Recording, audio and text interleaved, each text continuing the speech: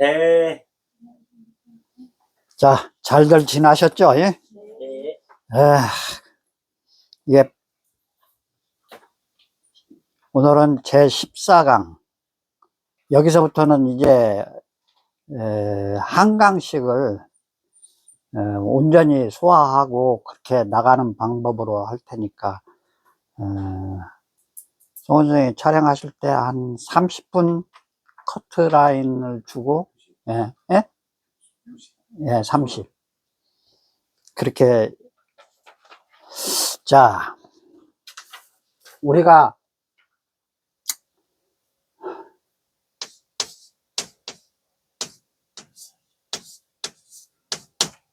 이게 뼈골자죠.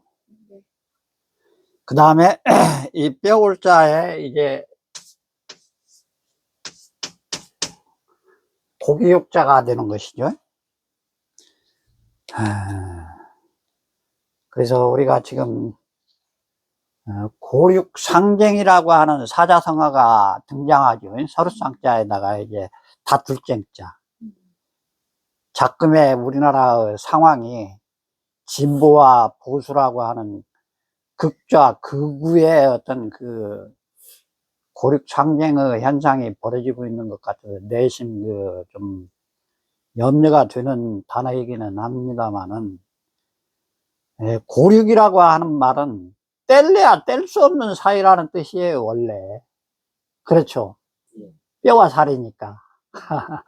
그렇게 고륙이라고 하는 것이 뗄래야 뗄 수 없는 그런 상관관계에 있는 내용인데도 그것이 서로 다투면은 얼마나 처절한가를 염두에 두는 사자성어가 고륙상쟁이죠. 그래서 오늘 고륙을 공부를 하겠는데, 거기에 덧붙여서 이제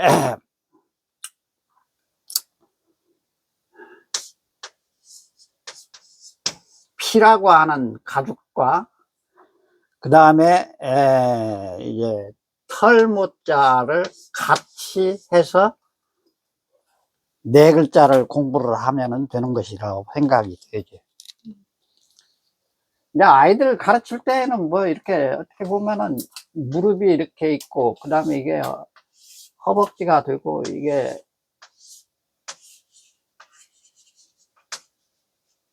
이렇게 발 모양이 생겼다고 나온다면은 여기에 뼈가 지금 서로 이렇게 들어가 있고 여기에도 뼈가 들어가 있는데 여기에는 관절이라고 하는 것이 있죠. 근데 저 앞에서 내가 삼수분화라고 하는 것, 이거 한자를 이해하는데 중요한 것이라고 했죠. 근데 삼수분화라고 하는 것이 문자에도 해당되는 것이지만 한자 문명의 핵심인 그 역경의 핵심이기도 하다고 했죠. 특히 상수학에서는 삼수분화라고 하는 개념을 꼭 잊어버리면 안 돼요. 그래서 이제 내가 이 팔 하나를 가지고도 사람 몸 하나를 가지고도 머리, 그 다음에 몸뚱아리, 그 다음에 사지 해가지고 3등분을 해서 인체를 나눠 놨다. 근데 그 나눠진 거기에서부터는 다 뭐가 들어가 있어요? 관절이 들어가 있죠. 그래서 팔도 어깨 관절, 팔꿈치 관절, 그 다음에 손목 관절 돼 있죠. 심지어 손가락 하나에도 삼관절로 이루어졌죠. 예? 그래서 이 신체라고 하는 것도 이렇게 삼수분화적 내용으로 되어 있는 것이 과학의 핵심에 적용이 되는 거예요. 그것이 철학적 어떤 영리학적 내용의 핵심이 바로 삼수분화라고 하는 천지인 삼재라고 하는 그런 사상으로 체계가 정립되어진 것이 한자 문명의 핵심 중의 핵심이라고 하는 내용을 인식을 하면서 내 얘기를 설명을 들으시면 도움이 될 거라고 하는 것을 이제 다시 한번 얘기를 하겠습니다. 그러면 그 말들에 대한 우리말을 한번 봅시다. 뼈, 골 그러죠. 그럴 때 골자의 발음가, 음가는 한자적 음가의 발음이고, 뼈라고 하는 말은 우리말이죠. 이게 뼈, 골, 그런단 말이에요. 이 골자를 아이들한테 가르칠 때, 아, 우리말은 뼈고, 이 글자의 발음은 골이다. 지금 여기 계신 선생님들은 모르는 얘기가 아니에요. 전부 다 아는 얘기예요. 그렇지만 아이들은 그런 능력이 지금 없이 살아요. 그렇죠? 뼈고 골을 구분을 해버리면 쉬울 텐데 한자 교육을 안 받으니까. 자, 육은 뭐예요? 이게 고교육 그러지만 점잖게 얘기하면 살육이에요. 살육. 살과 한자의 발음은 육이고 우리말로는 고기가 아니라 살이라 이 말입니다. 예? 네. 근데 이제 고기라고 하는 말도 살은 어떻게 보면은 인간에 특화되어져 있는 표현을 할 때 살이라고 하고, 살이 또 세지는 것은 살다. 이것이 나아가서는 삶이다. 이렇게까지 의문학에서는 우리말의 근원을 나누고 있어요. 삶 자체가 인생 아닙니까? 근데 그 말을 단 한 글자로 옮기면은 사자에다가 니을 미음이죠. 근데 이것을 또 분해를 하면은 이것이 사람이라고 하는 단어다 이 말이죠. 이제 우리말의 상관관계, 사람, 삶, 살다, 이것이 무엇이 처음일까? 그것이 살에서부터 시작했다. 살았다 그러잖아요 우리가. 이제 뼈고 붙어있는 고기, 살인과 동시에 살이 있다고 하는 것은 살았다는 뜻도 된다는 뜻이죠. 이게 한 음계에 있어요. 그렇죠? 이게 의문학이에요. 아, 사라고 하는 시옷, 초성, 그것에 중성, 아야, 어역, 그 다음에 거기에 삼자가 붙었을 때에는 니을, 미음, 종성, 초성, 중성, 종성이 합쳐진 글자가 삶이라고 하는 한 글자의 표현이 되죠. 살도 마찬가지예요. 시옷, 초성, 아, 중성, 니을, 종성, 초성, 중성, 종성으로 소리값이 불어나는 시옷자의 근간은 다 사람의 또는 삶이라고 하는, 살이라고 하는 세 글자가 근본이다 이 말이죠. 그래서 의문학은 철저하게 과학이에요.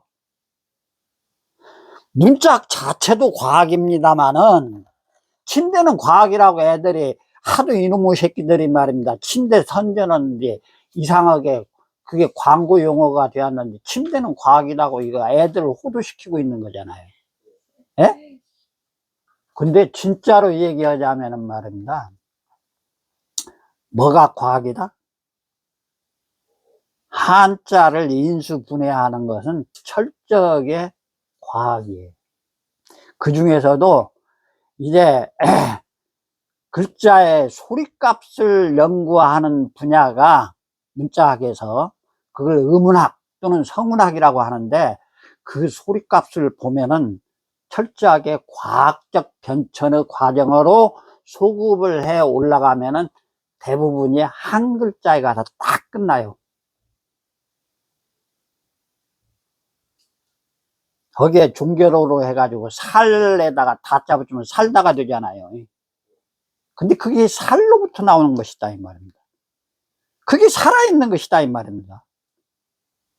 그래서 시옷자가 바로 세계 인간들의 문자는 다르고 그 쓰는 말들은 다 달라져 있지만 인간이 표현하는 기본의 그 소리값 속에 다 근원은 똑같다고 하는 것이 숨어 있어요. 그것이 언어학의 과학성이에요. 언어 문자학의 가장 정미한 부분을 과학적으로 규명하면서 그 소리값의 근원을 찾아가는 것이 의문학이에요. 근데 그 의문학을 연구하는 데 있어서 한자가 중요한 역할을 해요. 왜 그러겠어요? 한자는 원래 가지고 있는 그 글자에 뜻글자적 요소가 다 숨어 있다고 그랬죠. 그러니까 손숫자 하면은 아 손의 형태에서부터 출발을 했구나 하는 것을 알 수 있는 것이 그런 뜻글자적 상형성을 그대로 가지고 있는 문자 체계가 한자 말고는 다 사라졌다 이 말입니다. 이게 뜻글자를 구경을 할래야 할 수가 없게 되어가고 있어요. 지금 이 지구는. 한자도 지금 대륙에서 벌어지고 있는 것은 간체자 되어가지고 뜻글자를 그 내용을 모르고 병음이라고 하는 간체자의 소리값 알파벳을 빌어서 쓰고 있잖아요. 그리고 우리나라도 지금 한글 전용이라고 하는 법이 괴물이 나타나가지고 아 지네 나라의 원래 고유 문자가 한자인지도 모르고 말입니다. 한글만 전용을 해야 된다고 하는 법을 다 만들어 놓고 이 정신 나간 이 입법하는 이 정책을 펼치고 있으니까 한심해서 제가 지금 넋두리를 하는 것입니다. 그래서 뼈와 살과 이 그야말로 근원적인 개념이 뗄래야 뗄 수 없는 관계다고 하는 얘기를 내가 지금 여러 번 얘기를 하잖아요. 그것이 분리가 되면은 또 각각의 하나가 뭐가 나와요? 피가 나오죠. 예? 가죽이라고 하는 것이 나온다. 예? 그래서 예, 안에 뼈를 가지고 또 어떤 도구 같은 것을 인간이 만들었는데 그 중에서도 뼈를 가지고 만든 도구 중에서 인류 문명사에 굉장한 어떤 그 턴 라운드가 될 수 있는 그런 획기적인 그것을 만든 것이 바로 뭐이겠습니까? 뼈로 만든 거. 뼈로 만든 것이 각골문 뼈에다가 새긴 것이지 뼈로 만든 것은 아니잖아요. 예? 근데 뼈로 만든 도구가 있어요. 인류 문명사에 그것이 없으면 안 되었을 그런 어떤 뼈로 만든 거. 그냥 얘기해도 돼요. 막 얘기해도. 애들하고 얘기할 때 물어보세요, 한번. 그러면 머리가 좋은 놈은, 뭘 만들었어요? 할 판이야. 인류 문명사에 음. 뼈를 뭘 만들었어요? 인류 문명사에 지금 현재적 인간의 그 어떤 형태로 진화할 수 있게끔 한 가장 중요한 도구가 하나 있다. 그게 바늘이에요, 바늘. 뼈로 만들었어요. 네. 여러분들이 바늘이라고 하는 그것 하나가 인류 문명사에 짐승하고 구분되어지는 획기적인 발명품, 즉, 다시 말해서 의복을 만들 수 있었다, 이 말이죠. 바느질을 해야지 의복은 완성되어지는 거예요. 근데 그것이 바로 뼈로 만들었다. 여기에서 뼈라고 했을 때 꼭 사람의 뼈로만 국한되어져서 생각을 하니까 그랬을 거예요. 근데 동물의 뼈를 생각해 보세요. 동물의 뼈 중에서도 사슴 있잖아요. 고고학을 연구하는 학자들이 다 연구해서 나온 얘기를 내가 지금 소개하는 거예요. 동물의 뼈 중에서도 말입니다. 저 시베리아 벌판에 살고 있는 사슴들이 있어요. 예?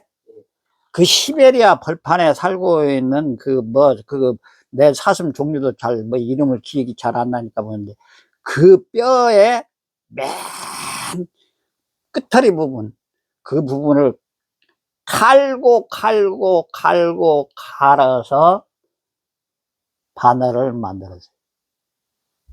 어디 부분? 아, 그까지 뭐 알 필요는 없어요. 하여튼, 이 뼈 있잖아, 그 사슴뿔 있잖아요. 네. 술록의 한 종류인 것 같더라고요, 내가 보니까. 근데 그것이 뭐 몇 년 그 생에 그 술록의 맨 끝터리 부분에 뼈라고 이렇게 알려져 있대요. 이게 뼈에도 오래되면 구멍이 송송 뚫리잖아요. 그것 보고 골다공증이라고 하죠. 이 짐승도 골다공증이 있다 이 말입니다. 늙은 놈 뼈 가지고는 바늘이 안 되더라 이거예요. 구멍이 뚫려 있어서. 근데 몇 년생 그 뼈에 그 술록의 뼈는 말입니다. 갈고 갈아도 단단함을 유지를 하고 있더라 이 말이죠. 그러니까 바늘이 완성이 되겠지. 그리고 지금 우리가 쓰고 있는 이 강철 정말로 얼마나 과하게 만드는 그 가늘한 것이 얼마나 부러지지도 않고 탄력이 있는 그런 바늘을 만들지만 그렇게 만들어진 바늘을 연상하면 안 되죠. 굉장히 굵어요. 우리 뭡니까? 대나무로 만든 바늘은 봤죠? 예? 네. 예. 대나무로 만든 바늘 이전에는 나무로 만들었겠죠. 근데 대나무가 훨씬 더 좋다고 하는 것을 알았으니까 대나무로 만들었겠죠. 대나무보다도 더 좋은 것은 뼈로 만드는 게 더 좋더라. 근데 그 뼈도 어떤 술록의 어떤 몇 년생 뼈의 끝부분을 가지고 만들으니까 아주 질기고 오래가는 바늘이 되더라. 그러면 거기다 끼우는 실도 차지할 것 아니에요. 실. 그것이 획기적으로 실을 찾는데 나오는 것이 뭐예요? 우리가 쓰고 있는 지금 목화솜을 가지고 실을 만드는 것은 굉장히 후대의 얘기예요. 뭐였겠습니까? 나무 껍질? 아, 물론 나무 껍질, 아, 좋은 얘기예요. 뭐, 나무 껍질만 갖고 만들었어요, 뭐. 삼. 삼. 그러나, 그건 굉장히 효율적이지 못하죠. 아, 그래서 만든 것이 짐승의 이제 가죽이죠. 짐승의 가죽을 막 잘라가지고, 무드기를 해가지고, 잘라가지고 실도 만들고, 이제 그 어떤 이거 질긴 그 나무의 그 어떤 표피, 예? 그런 것이 이제 칡명쿨이랄지 아니면 삼나무랄지 모시나무랄지 이런 것들을 이제 찾아내면서 실들을 만들어내기 시작한 거고, 또 의복 중에서도 고급의 그 의복을 만들 수 있는 획기적인 것을 발견을 했는데 그게 또 하나 뭐였겠어요? 의복을 만드는데 최고급의 의복을 만들 수 있는 재료. 그렇습니다. 누에예요, 누에. 누에를 발견한 그 전설 같은 얘기를 하자면 이런 것입니다. 누에가 먹는 게 뽕나무죠. 뽕나무 잎이잖아요. 뽕나무에 열리는 열매가 우디라고 하잖아요. 그게 새카맣게 익어서 떠먹으면 맛있죠. 우디가 익는 계절이 아마 4월, 5월쯤 돼요. 늦으면 6월달까지. 우디나무 밑에서 찻상을 탁 진설을 해놓고 차를 끓였어요. 무슨 차인지는 몰라도. 근데 갑자기 우디나무에서 저 위에서 석잠, 넉잠 자고 난 누에고치 하나가 하필이면은 그 찻잔 쪽으로 통 떨어졌어. 누에고치가. 근데 얘네들은 뜨거운 물에 들어가면은 그게 녹아요. 왜? 단백질이니까. 아, 이걸 보니까는 이게 실이 나오는데 감어도 계속 나오네. 계속 나오는데 나중에 뭐가 하나만 뚝 떨어지는데 이게 벌레도 아닌 것이 뭐 이상한 것이 나왔어. 그게 우리가 즐겨 먹는 번데기 아닙니까?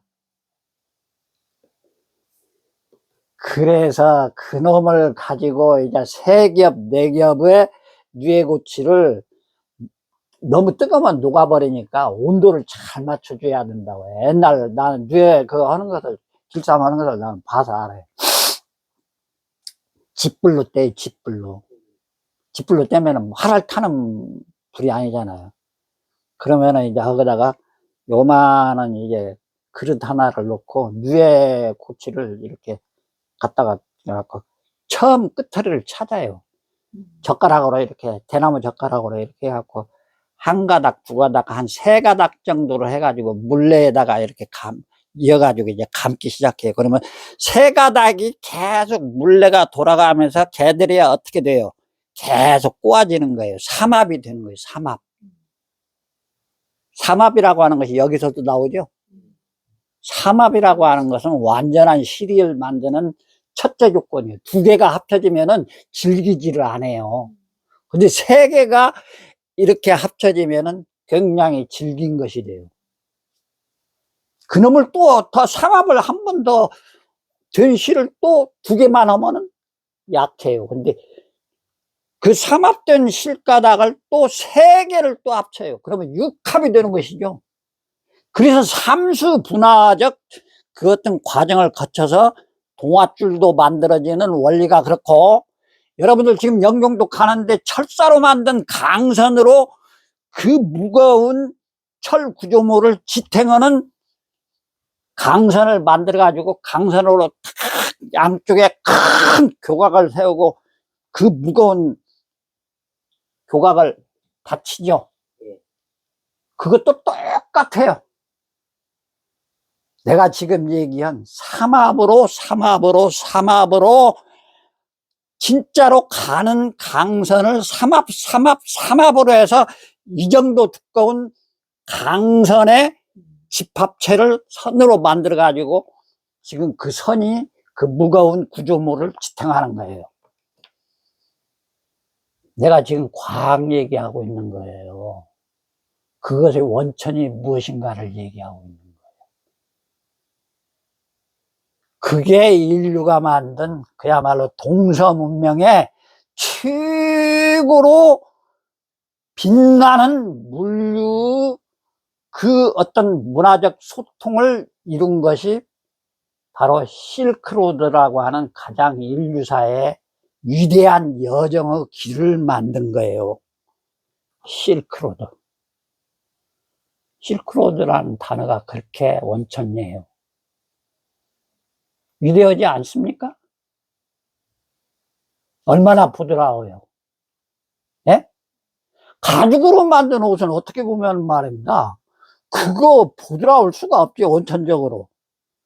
가죽에 말입니다. 그 안에 단백질 같은 것이 지방이 굳어져 버리면 말입니다. 그거 엄청나게 그거 딱딱해 가지고 말입니다. 가죽으로 만든 송곳도 있어요. 그 정도로 지방이 굳으면은 딱딱한데 걔네들을 밟아요. 그것 보고 무두질이라고 해요. 그 무두질이라고 하는 것을 먹고 해서 이제 그 가죽을 다루는 사람들을 뭐라고 해요? 갓바치라고 하죠. 내가 지금 한글에 우리말에 지금 이런 어원들이 이런 거구나 하는 것을 여기 계시는 분들은 내가 얘기하면 다 아는 얘기인데 이게 아이들한테는 지금 주입을 시키려면 엄청난 시간을 소모를 해야지 아이들한테 설명 가능한 거기까지 내려간다 이 말입니다. 줄이겠습니다. 핵심을 다 얘기했어요. 인류 문명사의 중요한 삼수문화 얘기도 나오고 실이 세 가닥씩 꼭 이렇게 합쳐져야만이 강선을 만들 수가 있다 하는 이 원리적 내용까지도 내가 얘기를 했어요. 끝내버릴까요? 이제 읽어가면서 이해를 하시면 돼요. 뼈글자에 보면은 과자가 하나 나오죠. 이 과자가 바로 살 발라낼 가짜예요.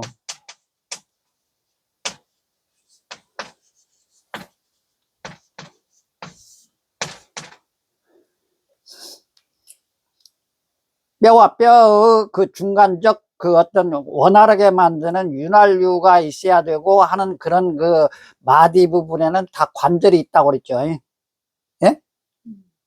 그 관절에 특히 쓰여지는 뼈의 역할을 하는 거, 그것이 관절에 이제 기능을 하고 있는 과라고 하는 뼈다 이 말입니다.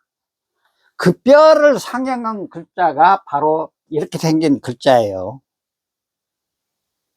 무릎에 지금 이것 보고 뭐라고 하죠? 도가니. 예, 도가니에 해당하는 뼈. 예? 예.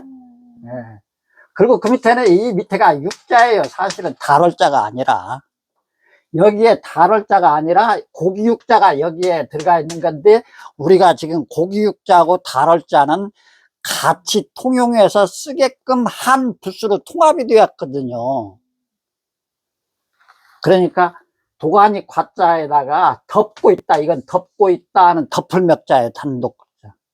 이 도가니 과, 덮을멱, 그 다음에 고기육, 그 세 개가 합쳐진 글자가 뼈골자예요. 됐죠? 그런데 이제 30년이 붙으면 뭐가 되게 됩니까? 뭐 이거 물이 묻어야지 원활한 것이죠. 예? 살활자도 그렇잖아요. 살활자. 이게 혀설자잖아요. 예? 혀설자에 30년이 붙어서 내가 지금 막 떠들고 있습니다. 혓바닥에 물기가 없으면은 말을 할 수가 있겠다 없다. 예. 내 혓바닥에 물기가 바싹 말라버리면은요, 궁극적으로는 말도 할 수 없을 뿐더러 죽는 거예요. 예? 그렇죠? 네. 그게 왜 살활이라고 하는 말이 미끄럽다고 하는 뜻도 있지만, 물이 묻으니까 살아있는 것이고, 개가 신선도가 높은 것이고, 그러니까 이제 미끄러울 활자도 그렇게 이해를 해야 되고, 살다의 음가에 내가 주의하고 유의하라고 내가 써놨네요. 예? 네. 물기가 마르면은 어쩐다? 죽어요. 아, 죽 그대로 있다. 그 말이라고 그랬죠. 죽음은 네. 쭉 그대로 있다. 음에 있다. 지가 처음 태어난 대로 간다 이 말이야. 죽음은 처음, 그 다음에 수 없는 다음이라고 그랬죠. 네. 그 다음에 맨 마지막은 죽음. 그것도 삼수분하죠. 지금 네. 내가 삼수분하적 이 내용을 얼마나 중요한 개념인지 지금 계속 강의를 내가 하면서 지금 앞에 계신 선생님들한테 강조하는 거예요. 그래서 이 사람 몸의 그 몸을 이루고 있는 글자들이 여기 세 개 써놨네요. 몸체자가 있고, 몸기자가 있고, 몸신자가 있죠. 예? 네. 그 세 개만 알으면은 몸이라고 하는 것을 다 알 수가 있어요. 그래서 세 개 써놨어요. 그럼 뼈골자 옆에 풍생할 풍자죠, 이게. 구불꼭자 밑에 팥부자 한 것이 하면은 이게 풍생할 풍자예요. 예? 무슨 풍? 풍성할 풍. 풍년이라고 할 때 풍자인데, 이 풍자는 이 글자가 큰 제사 그릇 곡자가 원뜻이고, 그 다음에 이 팥두자 콩두자는 뭐예요? 작은 제사 그릇 두자예요. 이것이 합쳐져 가지고 풍성할 풍자가 써졌죠. 만들어졌잖아요. 원뜻이 뭐라고? 본어가 큰 이 글자가 지금 알고 여러분들이 배운 것은 구불국이라고 배웠잖아요. 이게 여기 다시 한번 이것은 이신어고 본뜻은 본어는 큰 제사그릇 고기였다. 이 글자는 지금은 콩도 팥도 뭐 해가지고 작은 어떤 그릇을 표현하는 얘기지만, 원래는 제사상에 제물을 올릴 때에 잭이라고 하는 거 알잖아, 여기. 여기 계시는 분들은 내가 계속 얘기를 할 수밖에 없는데, 잭이라고 하는 말을 아이들은 모르니까, 그 잭이가 생긴 것이 어떻게 했어요? 이렇게 생겼잖아요. 예? 그래갖고 여기다가 이제 돼지 머리 이렇게, 돼지 삶아가지고 돼지 머리 이렇게 올리잖아요. 제사 그릇에 작은 재물을 올려놓기 좋게 나무를 깎아서 만든 그릇이라는 뜻이에요. 여기서 내가 또 여러분들한테 문화적 내용을 내가 알려주는 거예요. 고대인들은요, 모든 것이 감사하는 거예요. 감사. 어디에? 어떤 종교고 다 하늘에 감사하죠? 그렇게 가르치잖아요, 종교적 내용은. 고대인들은 진짜로 하늘에 감사하는 삶을 살았어요. 날마다 하늘에 감사해요. 무얼 차려놓고 그날에 채취한 농작물이 됐거나 음식물이 됐거나 사냥해 갖고 온 고기들을 가지고 날마다 저녁 때는 뭐이다? 제사를 지냈어요. 그 제사를 지내는 것이 어떤 형식을 갖추어갖고 어느 날을 특별히 기념해 가지고 올리는 제사로 인문이 확장되어졌어요. 그것이 사람이 조상에게 올리는 제사 형식으로 변한 거예요. 그래서 옛날에는 제사를 말입니다, 날마다 제사를 지냈어요. 음식물을 채취한 고기면 고기, 채소면 채소를 가지고 그놈을 뺑 불러서 모닥불 피워놓고, 그 모닥불이 저녁때가 되면 한여름에도 춥다고 그랬죠. 열대지방에서도 밤중에는 추워요. 캠핑파이어 하는 이유가 그거예요. 그런데 북방부에서는 오직 저녁때가 되면 춥지 않겠습니까? 한 가지 더 있어요. 물컷들이 막 달라들어요, 저녁때가 되면은. 그래서 걔네들을 쫓기도 하고 춥기도 하고, 그러니까는 모닥불은 필수 조건으로 피워야 돼요. 그러고 그날에 채집물, 고기 이런 것들을 불에다가 구워가야지 생식이 안 되고 화식이 되는 거죠. 그래서 구워서 먹고 그 조직원들이, 그 부족들이, 그 일족들이 편안하게 먹고 자는 거죠. 그러니까 그 음식을 차려서 먹는 것이 행위가 자체가 날마다 하늘에 감사하는 뭐라고요? 제사였다.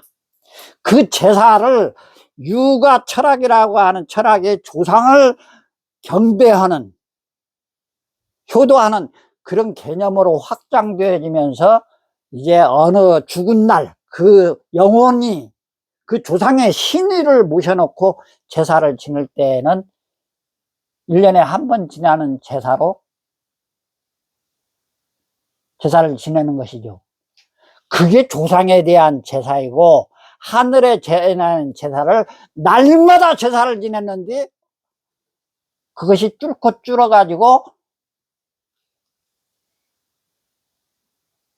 몇 번으로 줄은지 아세요? 우리 민족은 딱 2번으로 줄었어요. 2번으로.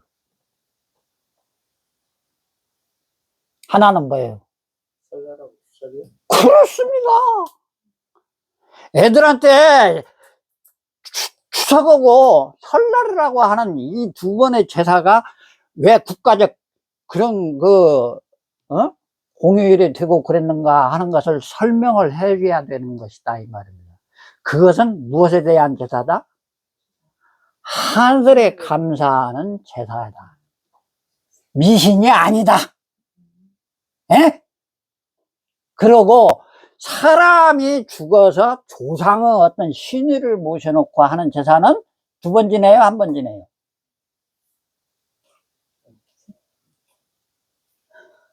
아버지가 들은 경우에는 어떤 놈은 똑똑한 놈은 우리는 2번 지내요. 그럴 수 있어. 그놈이 똑똑한 놈이요. 그러니까 탓하지 말고 친절하게 알려주면 돼. 그래, 아버지가 그래, 너는 2번 제사를 지낸다고 하니까 그렇게 됐구나. 하는 걸로 이해를 하면 된다 이 말이야. 내가 사이끼리 이야기로 가는 얘기를 막 하다가 보면은 밑도 끝도 없이 가지만 그런 개념들이 중요하다 이 말이야. 그래서 제사라고 하는 형식이 얼마나 중요한 하늘에 지내는 제사로부터 시작했지, 조상에게 지내는 제사는 난중 얘기요. 육아 철학의 그 어떤 부가장적 그런 그 어떤 그 풍습이 효경사상으로 정립되어지고 난 뒤의 얘기지, 하늘의 제사, 감사하는 제사뿐이 없었다. 그 제사가 축제로 굳어진 것이 설날, 정월, 그 다음에 추석, 기독교적 내용으로 얘기하자면 추수감사절에 해당하는 것이 추석이라고 그랬잖아요. 한자 문명에서 가지고 있는 추수감사절, 추석의 개념이 서양이 차용해 간 거예요. 추수감사절이라고 하는 개념도 다 도둑맞은 거예요. 한자 문명 쪽에 있는 그런 문화적 내용들이. 걔네들이 자생적으로 추수감사절은 그것이 생겨났을 수도 있겠지만, 동시에 생겨날 수도 있었겠지만, 걔네들보다도 훨씬 더 먼저 한자 문명 내지는 고대 문명에서는 다 어떤 문명이고 하늘에 감사하는 의식은 다 있었다. 쉬었다 하겠습니다.